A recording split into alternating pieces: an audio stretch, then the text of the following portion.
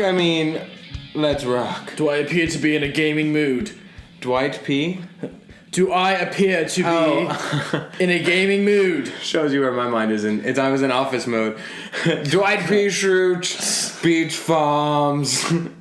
I think he could probably be the only other person that could take on Thor. Dwight would have been great in this movie. Yeah, I would have loved Dwight. You know, almost, I would say Disney, and we'll get into this point later, and there's a weird way to segue into it, but Disney has the best way to insert and seamlessly flow into a film cameos galore. Yes. That I would probably say... We can't ruin that one cameo that was like... Early? Oh my god. Yeah. I almost stood up and had a give round of applause for that one. A round of applause. That was amazing. All right, we won't give that one up, although it was priceless. It was surprising. I was like, oh my... What? How? Why? I'm a little shocked that they... I guess, I don't know, maybe they could move forward with that person who made a cameo in a future film, only because normally if you have an access to a star like that, you don't normally burn them. That was just Taika Waititi just having fun. I mean, I was like, this is dumb, and I love it. Like, yeah, it's that sort of role, that sort of cameo even. Because now we'll get into a bigger discussion, but in a cameo in a regular film does not mean anything. You can just have stars come in and out, and it can be I don't know why the first name popped into my head, but Woody Allen popped through and just be like, hey, I'm Woody Allen, or then you know LeBron James comes in through and hey, I'm LeBron James. It doesn't matter because one film stands alone. It fits perfectly with what the film is. Oh yeah. I mean, honestly, Jeff Goldblum's role feels like a cameo. It really did. Role. It's Jeff Goldblum. It was Jeff Goldblum with like a little goatee, blue goatee.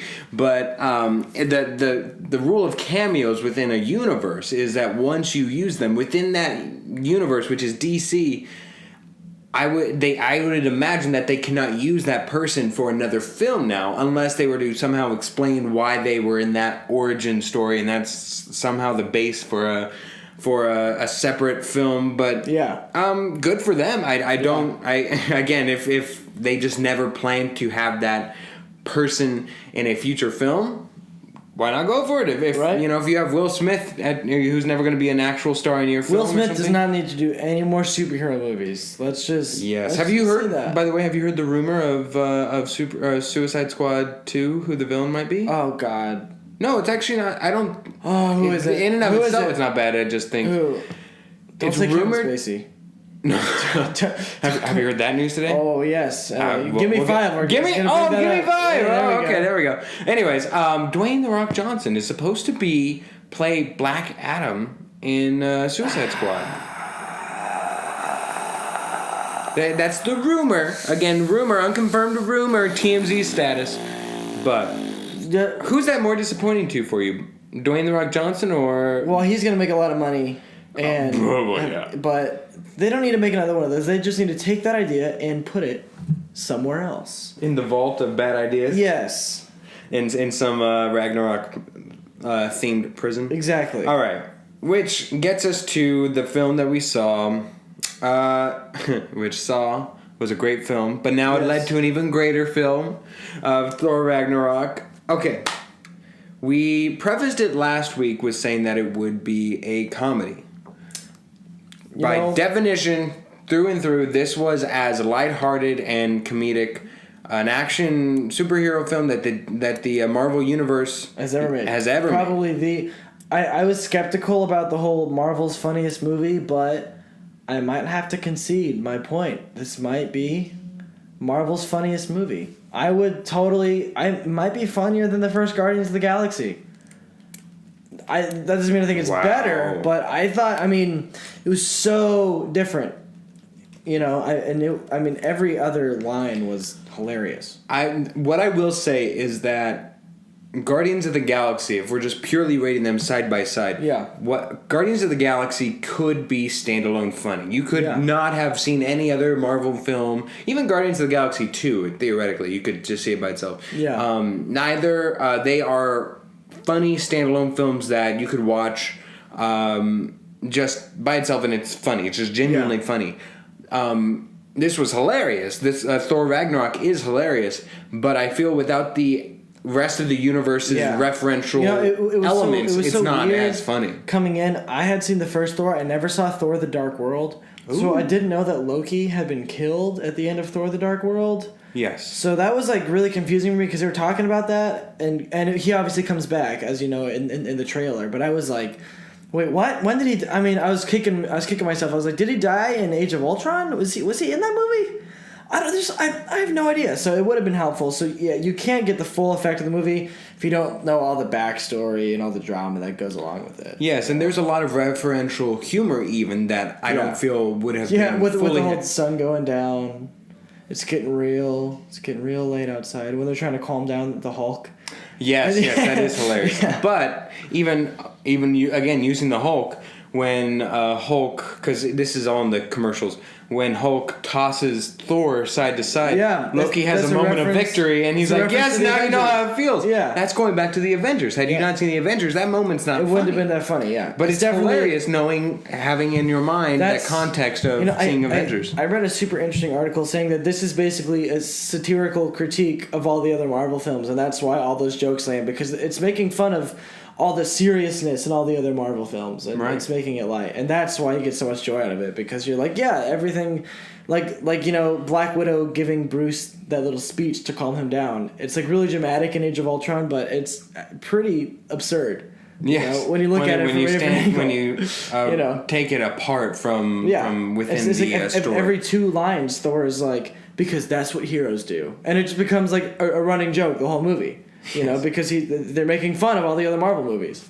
It's a mantra upon which it's absurd. It makes it an absurd line, such as I'm really watching Rick and Morty right now, so it's that idea of everything's pointless. It takes it to an absurd. Phil, to watch Rick and Morty, you gotta be really smart. You gotta at least have an ego to think you're smart. Yes. Okay, so let's go down the list here. A lot of names. Chris Hemsworth plays, of course, the titular character, Thor. Titular. Titular, didn't I say that? Or did I say titular? Titular? I don't know. I like saying titular, but okay, fair enough. Thor. Tom Hiddleston plays Loki. Really nails every time Loki. Tom Hiddleston, every time he's on the screen as Loki, he's the best person on that screen. It's really an interesting mold because he stole the Avengers. He's stolen a lot of... Essentially, anytime he's on as Loki, this is... it's his Robert Downey Jr.'s Iron Man to where it's his defining role in a weird way that's not him. Yeah.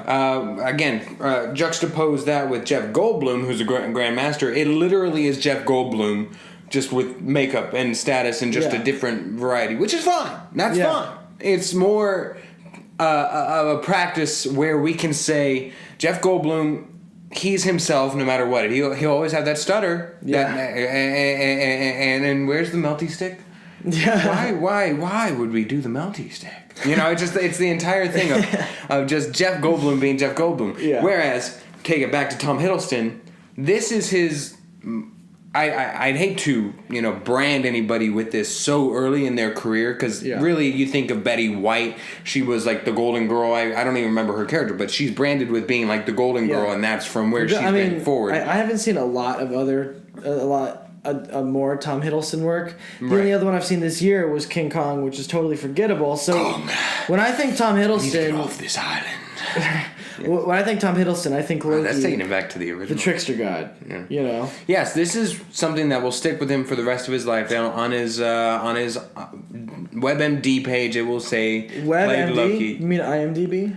Either way. WebMD. You have a sick case of the Lokis. Yes, but that will be one of his, if not his, defining role. Yeah. At least just as an aside. Arnold Schwarzenegger has a lot of alright roles, but he's known as the Terminator. Yeah. That's really what's... Have you seen Kindergarten Cop? Kindergarten. Cate Blanchett really steps out of... I don't always associate great actor... No, Gary, don't you do this to me. We'll talk about Cate Blanchett. Okay, we'll set an aside for that. But Cate Blanchett shines in this role. Idris Elba in a lowered role of Heimdall, but still always serves his purpose. I wish he would have gotten a bigger part in the universe, but Freaking waste of talent. What an amazing actor who just does the same thing every scene. He's stoic and he holds a big sword. That's literally all he's ever done. Yes. Jeff Goldblum, we've already touched on that. Tessa Thompson. Yeah, she was great. Carl Urban, an interesting... I love Carl Urban. He's a fantastic actor. Yeah. He's been popping up like everywhere recently. Yeah. Star Trek, Dredd, Thor. He was in that Texas movie, right? Texas? Oh, I'm sorry, wrong movie. You don't remember that joke? It was early in the film. He brought out the guns from... Oh, goodness gracious. Yeah, I got you. All right, Mark Ruffalo brings out Bruce Banner. You even got a little Benedict Cumberbatch yes, cameo we did. there. Yes, Doctor we did. Strange. Look at you reading my screen going on. I wasn't reading your screen, man. All right. But I do want to before we zip back to Cate Blanchett, let's talk about Mark Ruffalo as in just in the simple measure of Bruce Banner Hulk. It really, really, really irked me in this film that they ruined that surprise. I feel like the entire film, Which one? Just the fact that even Hulk was in this film. That really, really disturbed me to a... Just... Sure. I don't know. It kind of goes along with the whole thing with Kingsman, showing Harry coming back. It really ruins a surprise that either A, in the film, don't lead up to it. Just take it as a granted piece of information that it's going to be there and don't build it up to be some sort of surprise. Or C, leave it to be a surprise and don't advertise it. The fact that you advertised I'm so sorry, Hulk being in this film absolutely ruined the idea and the novelty that he was in. And I think it would have been a much better surprise. That surprise, I would have been like, what? Except I knew it was coming, and I was like, oh, he's gonna have to fight. He's gonna have to fight the Hulk, and it's gonna be crazy. But if it would have been like, they're counting down, and you hear like the stomping, and you're like, whoa, what's he gonna fight? And then it's Hulk. I would have died with laughter and with shock. Instead, it was ruined within a throwaway piece at the end of the Thor original trailer, and I feel like it totally just.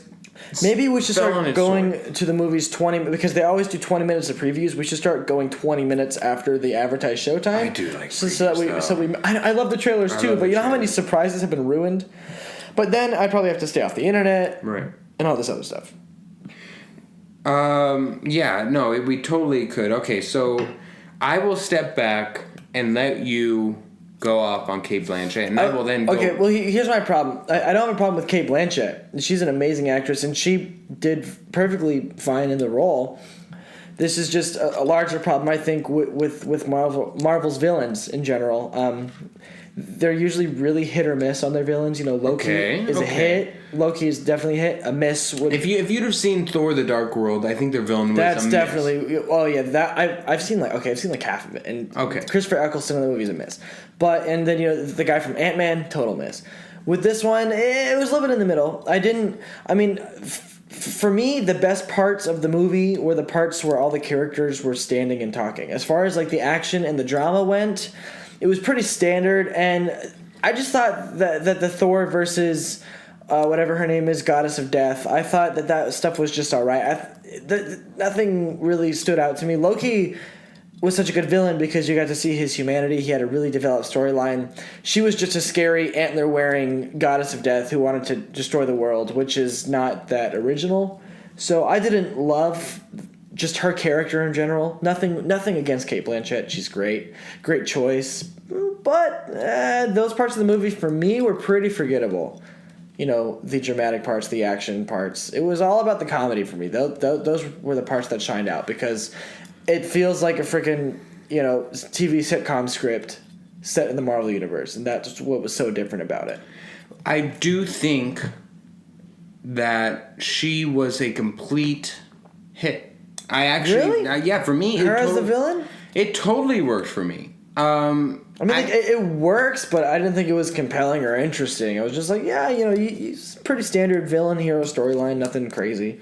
Really? Because for me, she acted her butt off. I really enjoyed it, and I mean, even just from the simple fact of having my girlfriend there, I could at least garner at least her opinion of it from a single female perspectives, meaning just hers, she's not single. She ain't single, fellas. She ain't back single. Off. Back off. But no, I mean it to say she loved Cate Blanchett's character simply because of the power that she exuded, and I certainly got definitely a femme fatale. Yes, no kidding. The way that she walked, it reminded me of the way that Denzel Washington can portray a character just in the simple movements of him walking. It's that Denzel strut. The way that she walked with such power within each step. It was such an intended, purposeful. I hadn't thought of this, but I will concede to the fact that it's great that they had like a girl villain. That's great too. Powerful and kind of badass. And she was really cool. Observant about a lot of the minute details, like the fact that she was a total. It's hard to say all the adjectives without cursing because she was just so incredibly cool. Yeah. Of the spikes were the fact that she was a sword master, that she was able to. Slick her hair back and it became a helmet of spikes that even then she could control. The fact that even she couldn't take on Thor, who had just gone into the whole I'm not the god of I guess it's not giving anything away. I'm not the god of hammers. I'm the god of thunder. Yeah. And he's like, I just hit her with the thunderous thunder of all thunders. And she's still kicking. I mean, it truly showed perseverance and how strong she was. And I appreciated everything that was given to her. And that she was one of the best well-developed characters, or at least, villains of all this. I think outside of Thanos himself, which they've been alluding to and they've been bringing Josh Brolin in, after film after film, I think that she had one of the better designed plots. I mean, who would you say is better? Who would you just off the top of your head? Loki. Okay, Loki. The Winter Soldier. I'd say he's more of an accomplice. Bucky Brooks, no. I totally think so. I was way more compelled by the storyline of Civil War than this one. Michael Keaton's character in Homecoming. Okay, I was thinking more of the MC direct. I guess Okay. Yeah, that's all. Yeah, that's all in the MCU now. God, well, there's 17 movies, so it's gonna be hard for me to think back. But I'm sure. I mean, she was just middle of the road for me, honestly. So Okay, fair enough. We'll disagree on that specific point. One thing that really stood out to me is that it was intensely and purposefully colorful. That is one thing. This reminded me a lot of Guardians with that visual style that just thinking that sprinkles and pops all over the screen. It was so cool to look at. It wasn't as rainbow filled. Guardians of the Galaxy really, both versions, both the first one and then the sequel, both had a tremendous rainbow glittery sparkle feel. This one wasn't quite that. It was more highlight and just popping colors. It's a succinct difference. It's very small. Yeah. But with that, they even like boring green colors such as the Hulk. He felt really nuanced and he didn't feel as darkly tinted as he has before. Yeah. And even Asgard, which we've seen in previous films, and Asgard looked the best it could have been. This is the best version of Asgard I've seen. The whole bridge and that last fight scene on the bridge looked so freaking cool. I was geeking out over how it looked. It was so, and then it was set to "Immigrant Song" by Led Zeppelin. Like, come on, that was so cool. Yeah, they certainly integrated that song into a lot of the experience. They integrated that heavily within the trailer, and then it was in the beginning of the film. It was brought in as to fully encapsulate the circle towards the end. Yeah.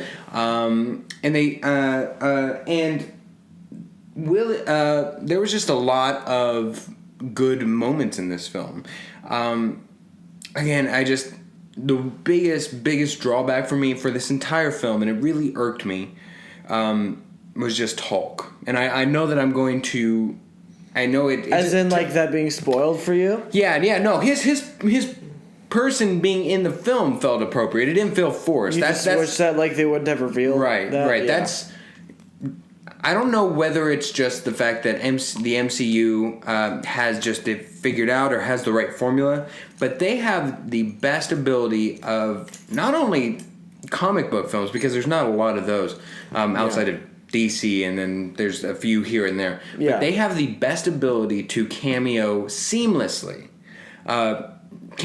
Just other, whether it be other actors, whether it be other characters within the universe, they just have a way of making it all work and to make it not feel forced, to make it feel as if each cameo has a specific purpose, and it doesn't ever feel like where. Okay, so Batman versus Superman, the entire film just felt like there was just way too many elements going on. Whether it was the fact that it might have been cool had it just been Batman versus Superman, but then you add in Lex Luthor, and then there's Wonder Woman towards the end, and then there's the idea of the ultimate. I can't remember the one who breaks Superman, who kills Superman at the end. Oh god, I don't even know his name. And it was just such a throwaway character, and they just had. I think we can just agree that. Besides Wonder Woman, all these DCU movies have been pretty, I know. Pretty bad. No, I know, but that's just for me the greatest disexample of how to do it well. And I will admit that sometimes the MCU has experimented before and failed. I think in Iron Man 3, the way that they used Ben Kingsley's character seemed forced and seemed a shock just for shock's value. Yeah. And that it was just a throw in and it didn't feel correct or didn't pay true homage to the comics. Yeah. But in this film, it truly felt like you were watching a master at art just totally integrated. It felt like you just came back from a basketball game. It feels like when you have perfect cohesion between the starters and the bench players, to where when the starters come out, the bench players don't let you down, but yet they feel like they could be the starter, like Andre Iguodala on the Warriors, where it just feels appropriate, and he doesn't make a disturbance himself, and he leads the next unit, and it feels like if you just had the bench players, they'd be an all right team. With the starters, it's incredible that they accept these lower rules, but the fact that they intertwine each other makes it just for a better product on the film. That's going to be, I mean, this is the 17th Marvel Cinematic Universe movie, and that is pretty much gonna be what's happening in all of them, as we saw it probably starting in Ultron or Civil War. Like, they're gonna be blending movies and cameos because everyone is getting the sense of they're entering phase 3 now, and so pretty much all of them are gonna have to do that. And Thor definitely set the example of making it be fun, not making it feel campy or forced. So that, I mean, I'm actually excited about that. I for some reason I had read an online thing about how the Guardians were going to be in this movie for like 5 minutes. Yeah. So I was looking forward to that. But in general, they're all going to be in each other's movies now, and I hope that they can keep it feeling the way you describe it, because Thor definitely set the tone for that. Yes, there was a lot of cameos in here that did not. There was not. I'm trying to even think. I mean, there was even Anthony Hopkins, of somebody who I didn't mention in the first slate of people. His scene when they were on the beach in Norway was the worst CGI, like the most obvious I have ever seen. That I have to say that I was like really disappointed in that scene. That did seem that you could tell it was green screen. It was so bad. That lone moment of that scene, it was a necessary evil where you felt yourself being punched in the face. They could have actually gone and shot it in Norway, but instead they digitally recreated Norway, and it looked really bad. Just saying. Yes, but the fact remains is that outside of even that one, I wouldn't even say that it was. I wouldn't even say that it was to any of the actors' fault. It just felt... No. I mean, it was a perfectly fine and necessary scene as a scene. I'm just saying visually. And that's something that you have to credit them for, is that every single cameo in this film felt necessary. Even when you think of Benedict Cumberbatch's character in this film, that felt necessary. That felt right. That felt appropriate. And there's a lot of different ways that you could have done that to where, again, I'll touch on it before we leave, but Wonder Woman coming in at the end of Batman versus Superman and just clogging it all up. Yeah. So, Goldblum was a nice addition. Again, I don't know. I mean, I was absolutely dying at all of his scenes. I mean, his comedic timing. I actually haven't seen too many movies with him. Right. I'm just so aware of him as like a presence in Hollywood. but it's so weird, and he's so cringy and funny that I really enjoy it. I've never been able to identify properly whether or not Jeff Goldblum is a good actor or not. He to me is like, I don't know. I mean, is he like on that Owen Wilson scale? Yeah, I mean, where you get what you're gonna get. You literally write your script with him in mind because you know that he's gonna play this part perfectly. He's not gonna, be like a crazy method actor and do all these different character roles. He's gonna come in and do his thing and have fun and make those same comedic moments. I think he does snap too. He probably does. And what's that A word I always use when I describe her? Awful. That doesn't, or no, deadly or something. And he was like, that doesn't even start with an A. Were you even trying to go for it? Were you just waiting to say that word? Yeah. Like, there's a lot of Jeff Goldblum in this, so if you don't like him, it's going to take it away. But if you do appreciate him, it works with the absurd humor of the film. Yes, that's really true. Does. The film as a whole, I liked it. I liked a lot of what they I really enjoyed did. it. Yeah. I liked a lot of what they did. There was a lot of monumental pieces that felt that they it almost slipped by you. I felt that it just it went unnoticed, but yet you were aware of it, but you just didn't feel I didn't have the dramatic impact that other films would have probably made you have. Yeah. Yeah, it's in the trailers. When she destroys Thor's hammer, it did feel like a moment, but it didn't feel as... It wasn't a big deal. It really wasn't, like because it was like 10 minutes into the movie, and you're like, okay, well, more has to happen. Yeah, more. Yeah, so it didn't... This is a huge deal to me. It didn't necessarily get that pop or that punch that... Yeah. I don't know. Well, because the whole Thor's hammer gimmick already happened before when Vision picked up Thor's hammer and they were like, whoa! And now she took it out of his hand and crushed it. And I'm like, is Thor's hammer like even like that big of a deal if someone can just crush it and someone else can pick it up? Like, I don't really care that much about Thor's hammer. Yeah. That's the thing, as little aside with Thor. He is probably the weakest, one of the bottom three as far as character goes, weaker Avengers. He's always been kind of a side note, and there's so much mythology behind the character. I wish that they could do more with it. And if I cared more about Thor as a character, that probably would have crushed me, seeing his hammer get shattered into a million pieces. But he's kind of either been put as an aside, or in this movie they couldn't really give him like a dramatic story like Captain America, so they made him like an absurd comedy movie because that's all they could do with him. It kind of makes me sad. I think he has so much more potential than even Ragnarok. It's a great movie, but as far as for Thor's character, he doesn't change or do that much the whole time.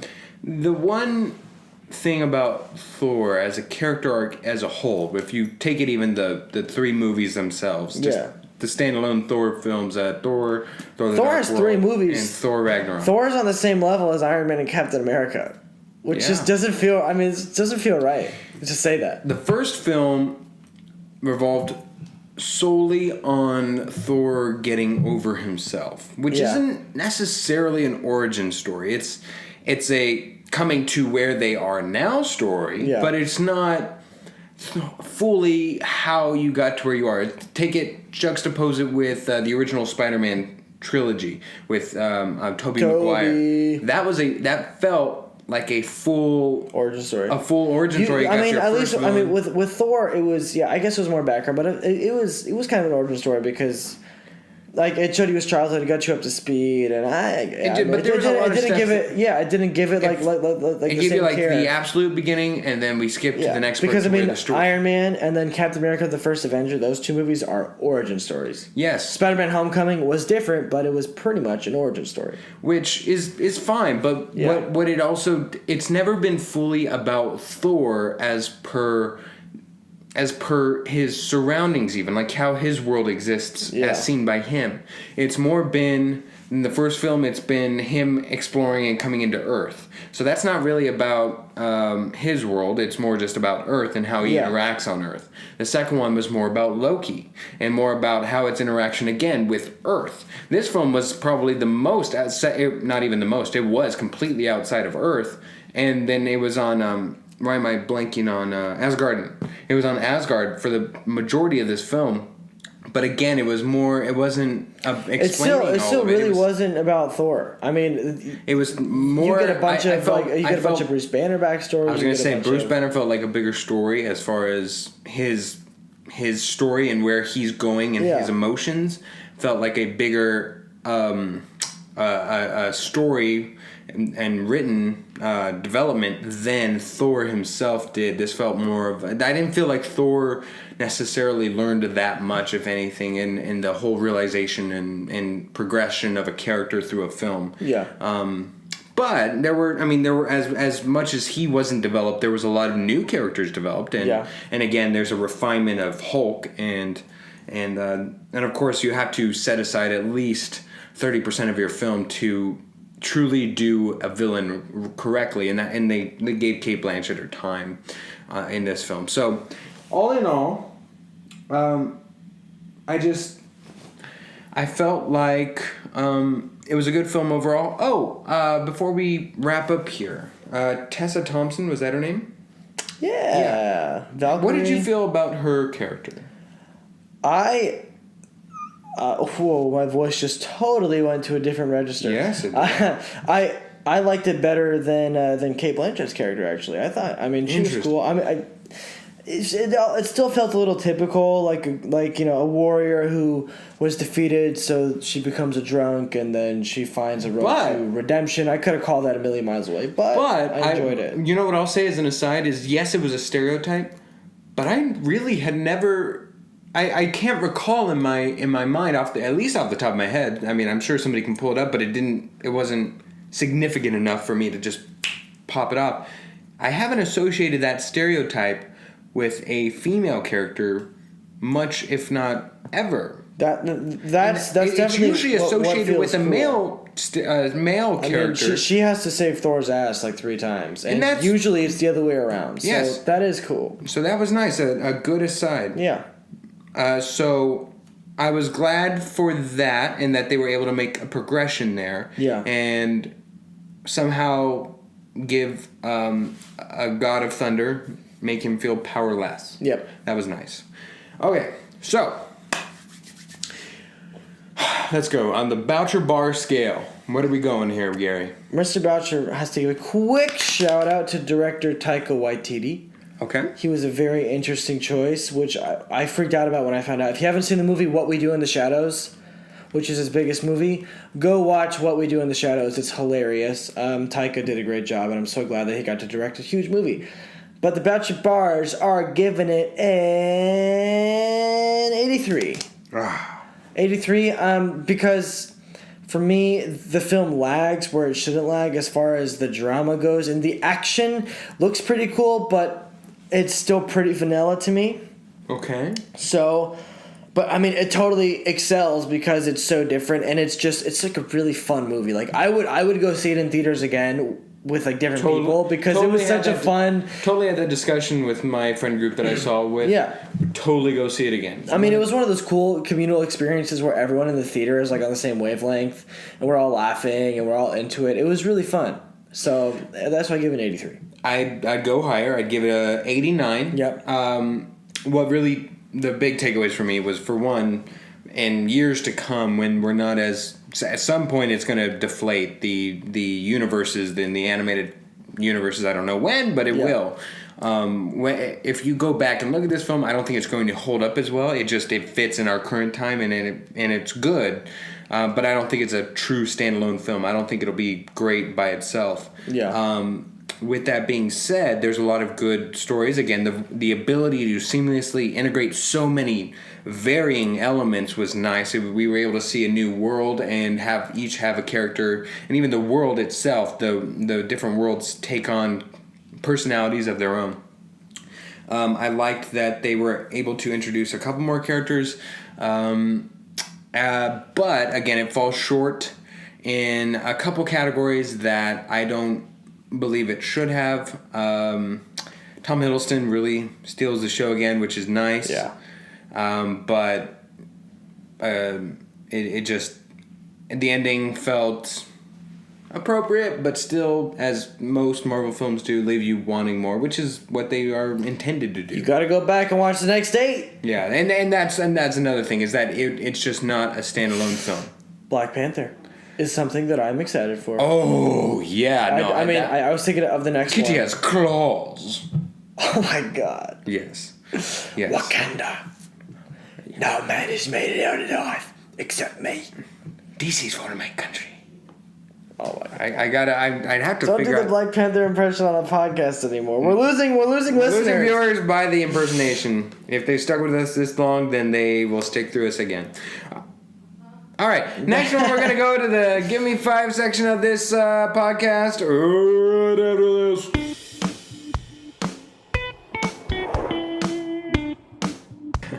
Oh man, that's a paywall. That is a paywall conversation. I'm sorry. I surprised you with it. Ooh, cock sandwich. Oh what? All right, gotta edit that one off. All right, this is Give Me 5, the part of the show where I've got 5 questions for you, Gary. You've got 5 questions for me. We don't know what they are, but we will answer them honestly.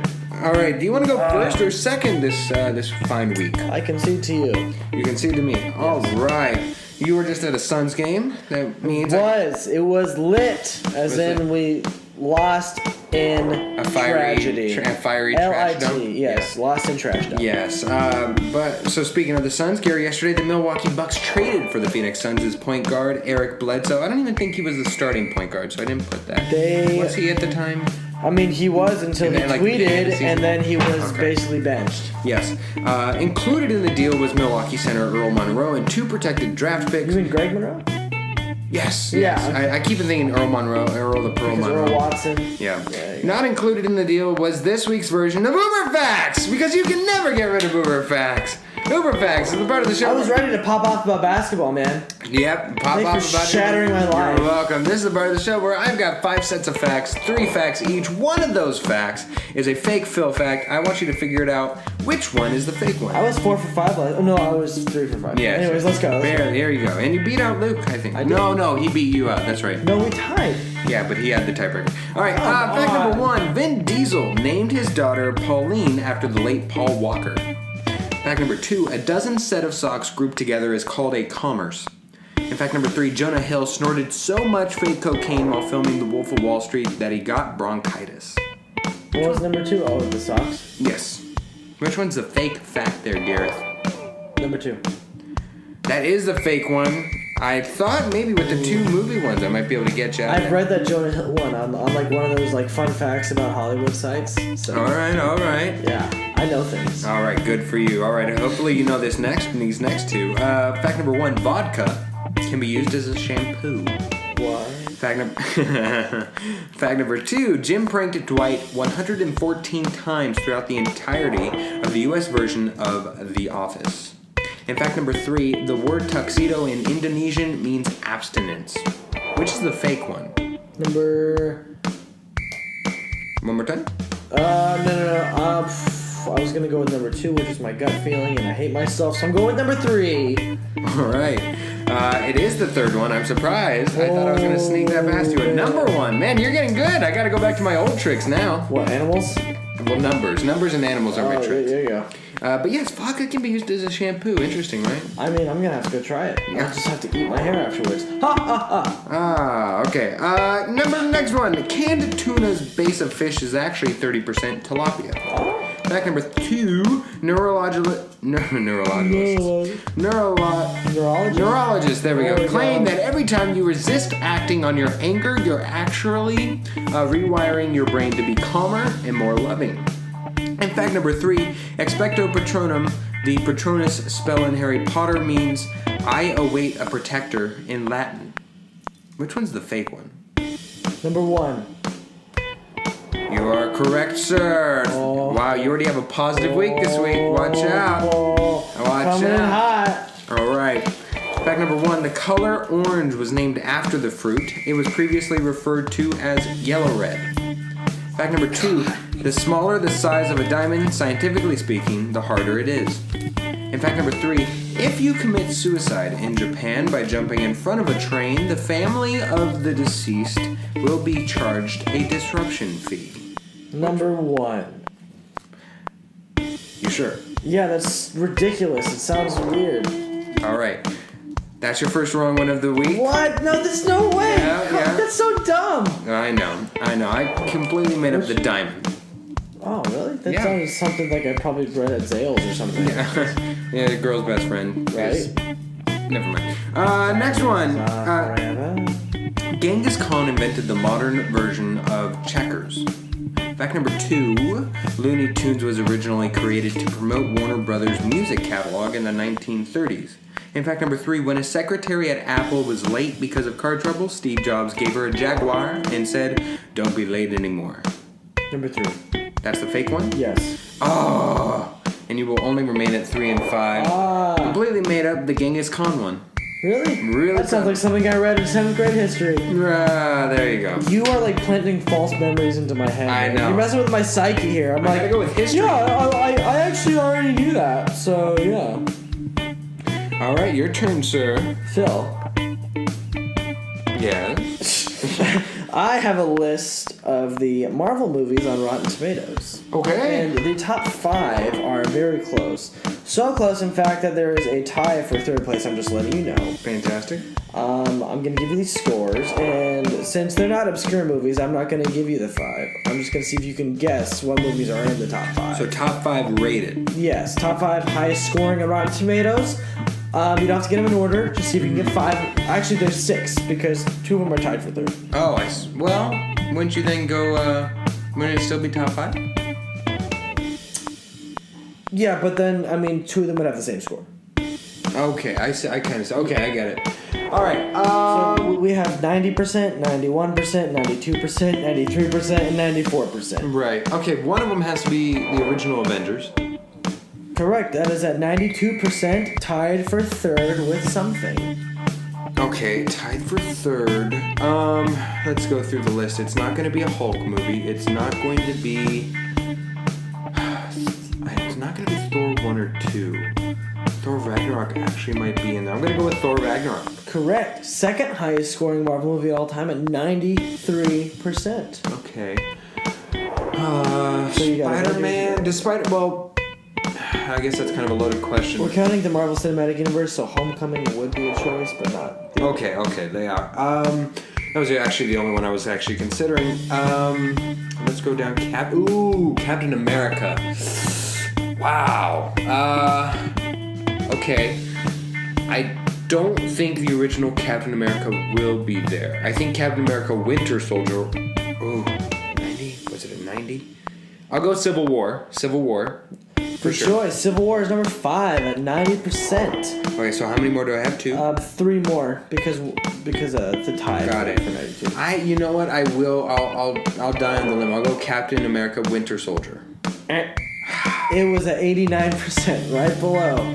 Yeah, I did like Robert Redford in that one. That was a great use of Robert Redford. Right. That was strike 1 of 3. Use the original Avengers. I don't think Avengers Age of Ultron was there. I think it was good, but I don't think it was that good. And if it was 80, I'll go. So what else is there? If I've got Ant-Man. Was it that good? I don't think it was rated that well. Trying to go through all the Avengers, or I guess I'll go Avengers Age of Ultron. Age of Ultron's actually towards the bottom. It's got like a 74. Okay. Strike 2 of 3. So far, just to recap, you have Ragnarok, the original Avengers, and I don't even think I've done any of the Iron Man. I'll do Iron Man 3. Strike 3, my good sir. I'm gonna give them to you. Civil War, 90%. Right. Guardians of the Galaxy, 91%. Oh, I didn't think. Spider-Man Homecoming, 92%. Oh, I thought you said it wasn't in this one. No, I said Homecoming. I said not the old ones. Okay. Avengers 92, Ragnarok 93, and then number 1 is the original Iron Man at 94. I knew it was the third one or the first one. I didn't know if it was. First one is Marvel's OG, man. Oh yeah, Robert Downey Jr.'s coming out party. DJ. I'm coming out. All right, Andre Drummond came into this season shooting 38.1% from the free throw line for his career. Dude. The lowest percentage among active players with at least 20 attempts, according to ESPN Stats and Information. But Andre Drummond, the center for the Detroit Pistons, has transformed his ability from the foul line. He comes into Wednesday night's game against the Indiana Pacers shooting 30 for 40, 75% from the line this season. What? I know, I didn't know it either. Quote, "It's like night and day," Drummond said. "It's been an exciting process for me to see the progress that I put in over the years at the time that I spent countless hours in the gym shooting free throws, working on mechanics, working on the mental aspect. So to see the work that I put in come out to light is exciting that it's finally here." End quote. You're shooting better than a few forwards and guards. I know. Wow. That's completely true. Yeah. Gary, you're a big NBA fan. Why do the big guys of the NBA conventionally have such a hard time making free throws? There's free throws. And why don't they ever try underthrows if it helps them with their shooting? Well, the underthrow thing, I think, but now people just have too much pride and it's a little It's a embarrassing. vanity Only thing. one person ever did it. And he's one of the top 5, Rick Barry is one of the top 5 free throw shooters of all time. And with big men, traditional big men, Andre Drummond is kind of part of a dying breed, the traditional big man. Yes. They were DeAndre just Jordan, never. Hassan Whiteside. You play within 5 feet of the basket, and shooting is just not a thing. You're just taught to bang and to post up, and shooting free throws is an afterthought. But nowadays, pretty much almost everybody in the league can shoot because that's where it's going. Right. But They can shoot for distance. They can shoot jumpers or right they can under run the rim. floor. They can pass. But free throws still remains an Achilles heel. It does, but I think that in general, since we're seeing more big guys who can stretch the floor, that's gonna go away. Okay. I mean, you have the traditional center like Jordan, DeAndre, Drummond. Not Michael Jordan. They are not going to be a thing in 10 years, honestly. All right. You look at guys like Porzingis, Nowitzki. Phoenix has a poor man's Porzingis and Dragon Bender. They can all shoot. Very poor. Like we're talking Extremely poor man's Porzingis. like South African poor. Yeah. All right, your There's some turn. rich. Johannesburg is a very rich city. Yes. I'm sorry. I should not stereotype. So, this week has been really crazy in Hollywood. After everything that happened with Harvey Weinstein, what's been really cool, they've been banding together and coming out about sexual assaults that have happened to them by famous people. And one of the most unexpected but awful people that have, been exposed is Kevin Spacey. He was a guy who was like one of my favorite actors. I loved him as an actor, but after reading all the things that he has allegedly and probably done, it's like awful. And he actually was in this movie called All the Money in the World. Yes, Ridley Scott. Yep, the Ridley Scott movie about that billionaire who wouldn't pay terrorists his grandson's ransom. True story. I saw the trailer, like a month ago. I saw it, and I was like, "Whoa, too. I gotta see that. That's gonna be a Best Actor nomination." Not too fast, because Ridley Scott booted Kevin Spacey from the movie, said we're not going to release it, or we're not going to release it with him in it. He's still keeping the December 22nd release date, but they're reshooting the whole thing in 4 weeks with Christopher Plummer in that role. Specifically, they're shooting all Kevin his parts. Spacey's scenes. Basically, Kevin Spacey was only on set for 8 days. Yeah. But it's just, that's never, ever been done before, so I'm interested to see how it turns out. I just have some opinion questions for you. Was that a smart choice, and what do you, where are you at with the whole Kevin Spacey thing? Yeah, I'd say applying it to Kevin Spacey as well as anybody. I mean, you can have your personal opinion as to a case-by-case basis how guilty or innocent anybody is. Taking it aside from like Bill Cosby, I believe where there's that much smoke, there's fire. Yeah. The fact that there's that many people coming forward and accusing him of the same thing. Even on the set of Baby Driver, John Bernthal just came out today and said that he was awful and that he was harassing people on Baby Driver. Yeah, I want to say as a warning, and I hope it doesn't come across as me attacking the victims, because I'm really not. I want to be cautious that we don't go into a witch hunt of sorts in the simple aspect of making up anything. I don't want it to be where somebody has the power, the unlimited power of just coming forth with an accusation, a false accusation. Let me state that. I want to be very careful with how I word this, but a false accusation and it not be true and ruin somebody's career for something that they did not do. See that for me. That's the lone hesitancy for me. Outside of that, yeah. If you're a scumbag, I'm glad that you're being ousted as a scumbag. Nobody should be felt to be limited in power. It's a gross and disgusting thing. I don't understand if you have a mother, which all of us do at the very least, or a sister, which you and I both do. Yes, I don't understand how you can live with yourself and not respect if women. If you're just like a decent human being, just at least with some basic moral compass. So So again, I want to just be hesitant and weary that, let's make sure that it's true. I don't want to, there's that theory of being innocent until proven guilty. But, and the same token, I'm glad, I'm so glad that we're reinvigorating everything. Traditionally with sexual assault, like people this is like a new thing because most of the time people don't even believe victims at all. I know, and that's why it's such a sensitive thing. Is because even as I say, innocent until proven guilty. At the end of the day, it's really a he said, she said, and it's just kind of who you believe more. But like you said, when there's this many people coming out with one person, you're like, all right, this is a thing. Yes. It's kind of with smoke comes fire. Gary, I have had the absolute worst day. This morning, I discovered that I left my workout bag in my complex with my keys in it. Oh no! That was an early morning strife until I found it later. Then I went to Fry's and lost my wallet, which unfortunately is not an uncommon thing with me. Did you find it? Nope. Are you serious? I'm being 100% serious. To this moment right here, I'm like freaked out now, like for you. Yep. I hate that. It's one of those just devastating things. Gary, and I have on Amazon shipping to me right now a smart wallet that hopefully I will never lose ever again. Yeah. Because I've lost. This one was my lucky wallet that I've lost like 3 times and it's come back to me every time. Oh. But I don't think I'll be that lucky anymore. Because long story short, I think it was lost, where I lost it and then somebody stole it. But anyways. Gary, what is the number one thing that could ruin a day for you? It can be any day, good or bad, but like this is potential to happen any day and will ruin your day. Well, listeners and Philip, forgive me for this, but I'm just gonna be frank. When my poop is weird, it ruins my day. I love taking a good solid turd, and when it is either like runny or like the little rabbit poops, and I just have to poop like 8 times, and like my stomach feels weird, and I feel bloated. That really puts a damper on my day. Okay. I think listeners can agree with that. Having a crappy crap day can just really make your day even crappier. For me, it's when you're working so hard, you're sweating, you feel your belt, size your waist going in like 2 inches. Yeah. And then you look at the results and it's just like a couple of peas. That's the worst. Yeah. When you're working so hard on that nugget and out comes a pearl. Yeah. All right. Wow. Yeah. That was awesome. Thank you.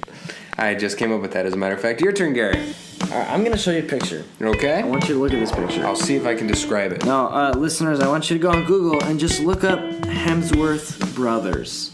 Okay. We're just going to have a little, very superficial game here. It's called Who is the Hottest Hemsworth Brother? Oh, my gosh. So here on the left, we have Liam Hemsworth, who you know, is fiance to Miley Cyrus, and then Chris Hemsworth, and then their older brother, the unknown Luke Hemsworth, who actually played Thor as a cameo in that little play with the other big cameo. Okay. So I just want you to tell me, who and why is the hottest Hemsworth? I don't think anybody, after seeing Thor Ragnarock and the shameless Thor scene of when he takes off his shirt and seeing his workout routine, it's definitely Chris. I think so too. I think Liam is a close second, and Luke looks like he should be like someone's dad, which is cool. He's like dad hot, but Chris, Chris is like manly hot, like a beardly grizzly man. He's a specimen, is what he is. Yeah. Let's go. Liam is like the teen. He's like boy next door. Boy next door, cute, and then you've got Dilf on the right. Luke is still handsome. He's also like 6 inches shorter than them, which is kind of weird. Yeah, he's probably doing something responsible with his life and not becoming an actor. Exactly. All right, Gary, I've got a couple over-unders that I just want to ask you.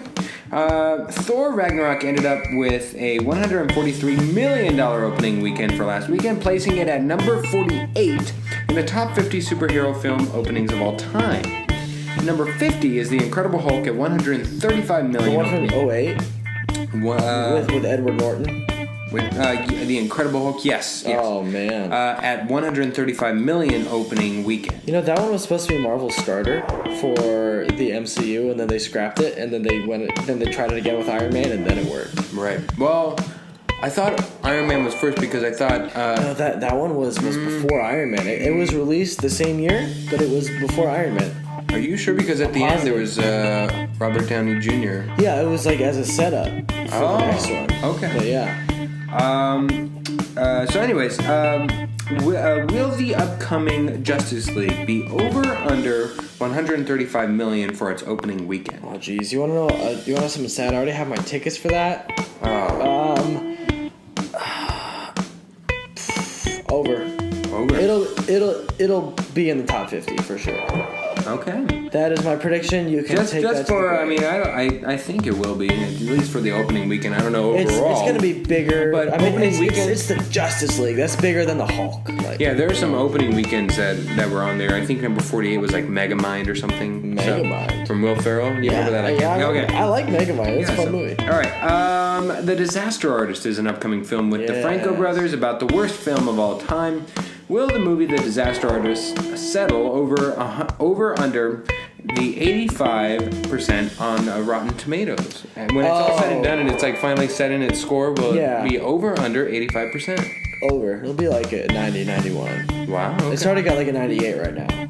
All right. That'll go down as more people review it, but I think it'll be safe. All right, cool. Finally, Coco is the upcoming Pixar film that is getting rave reviews.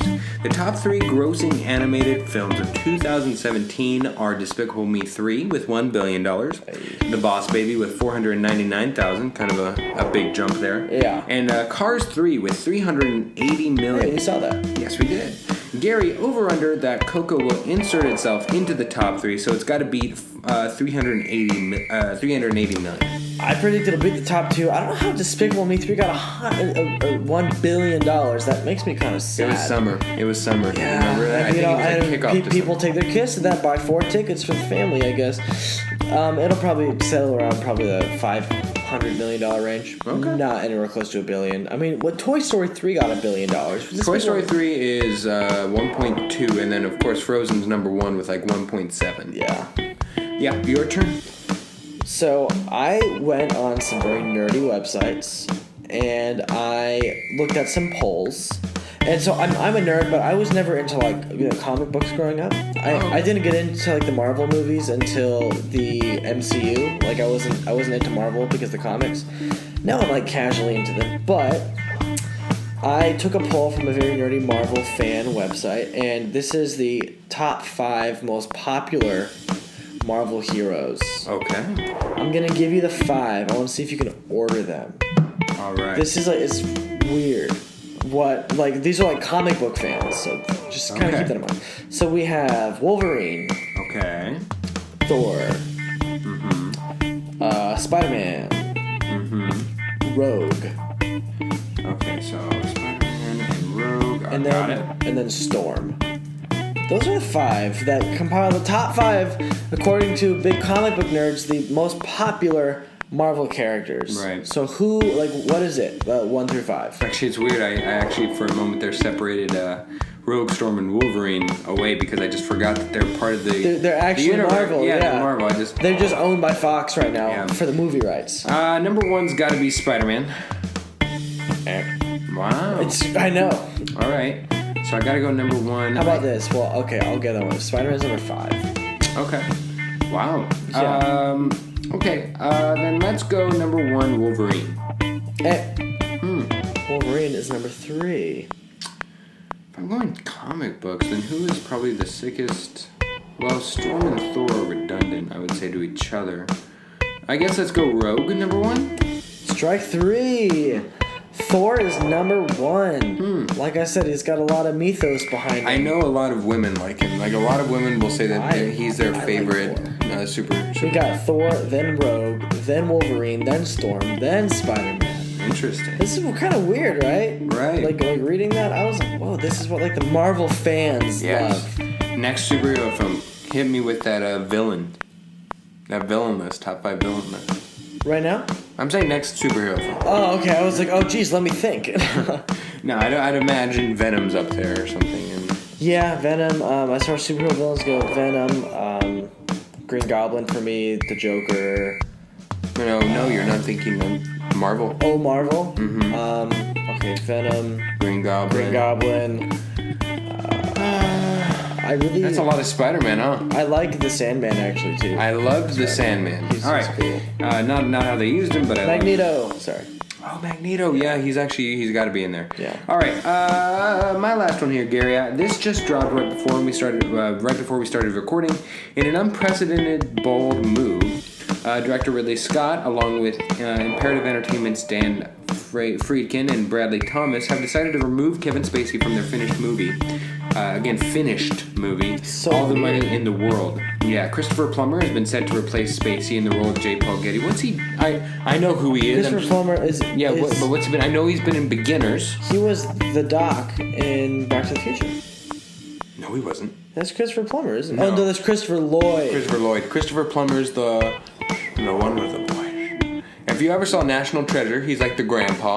I'm trying to think. He's an interesting. I don't know that you would recognize him and hear what he has to say. Let me see. You know who Christopher Plummer is. I'm looking at his picture. All right. Oh, yeah. Yeah, so it's different Christopher. Yeah, he's using like a lot of old stuff. Yeah. He's got a. I don't know if there's any bold mark. Christopher Plummer. But yes, that's Christopher Plummer, great actor. Has been set to replace Spacey in the role of J. Paul Getty. Reshoots of the key scenes are expected to commence immediately. Scott is also determined to keep the film's December 22nd release date. Gary, did you find this news to be as monumental as I did? And second part of the question, do you think this is a fair or foul move by Sony? So first part, monumental move or? Totally, that's never been. I mean, like people do reshoots and recasts, but it's being released in like a month. I was totally blown away. I was like, wow. And do I think it's fair? I totally do. I think it's cool that Ridley Scott did that. And Christopher Plummer was actually their first choice, but they went with Kevin Spacey because they wanted more name recognition. But I think it's totally fair, and I'm excited to see the. I'm going to make a point to see this movie now because of this. You know, I think it's really cool. I think if you're a sleazebag, you're gonna get what's also, coming. The movie probably would have been hurt if they would have kept Kevin Spacey in there. You know, they probably would make a big marketing campaign like, "Hey, boycott this movie because Kevin Spacey's in it." So they're probably gonna get more Oscar. I think that it's a PR boost in this sense. Yeah, exactly. So, good for them. Your turn, Gareth. All right. My last one is very, very, very exciting because, as you know, my favorite movie of all time is Lord of the Rings. And I just found out from a little bird called Google that Amazon is looking to buy the rights to the Lord of the Rings franchise and create a series, a canon Lord of the Rings web series for Prime. And I want to ask you, what do you think about that? Ooh, that's in it. That's would it be? It's not a reboot. It's not a reboot. It's going to be a total offshoot. Okay.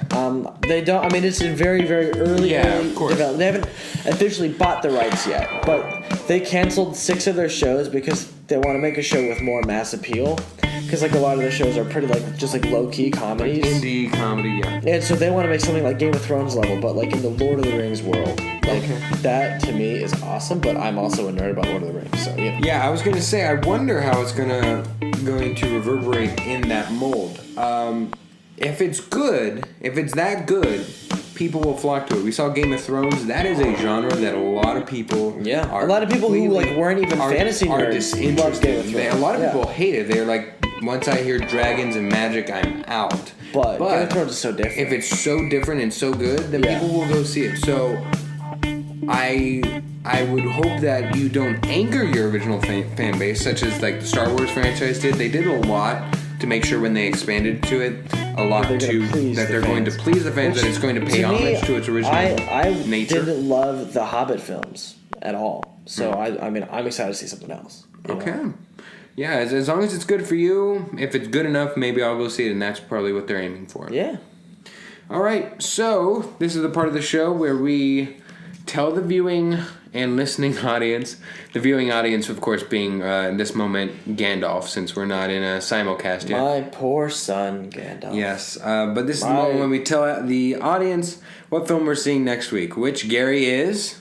3 Billboards Outside Ebbing, Missouri. Which is kind of a dark horse.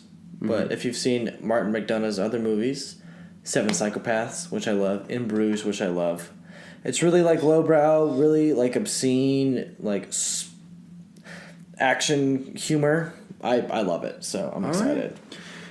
All right, yeah, we around here in Chop Greens, we don't go for that, box office hit stuff. We're more low key. Yeah, we like to let the people know about the smaller releases. Yeah, we want quality on this, not Murder on the Orient Express. Who is that? Murder on the Orient Express. I haven't even heard of that. Been done before. I saw 7 shows of it in high school. There you go. Really? Did we do that at North Point?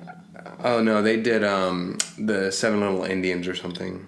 What? Yeah, I don't even know what that is. It's like 7 Little Indians on the Orient Express. No, Murder on the Orient Express is like it's based on a book. It's based on a book, and that I think it's Agatha Christie. I think. Yeah. And Agatha Christie had she's herself is known for murder mystery novels. Yeah. So another one that became a play was 7 Little Indians on the Orient Express. No, it's not a sequel. But anyways, so yes. I can't even say it, but 3 billboards in the middle of Ebbing, Missouri. 3 billboards outside Ebbing, Missouri. Yes, there we go. So that's what we'll see. We'll come back to you next week, hot and fresh out of the blender. That was a gesture. Yes, it was. That was powerful.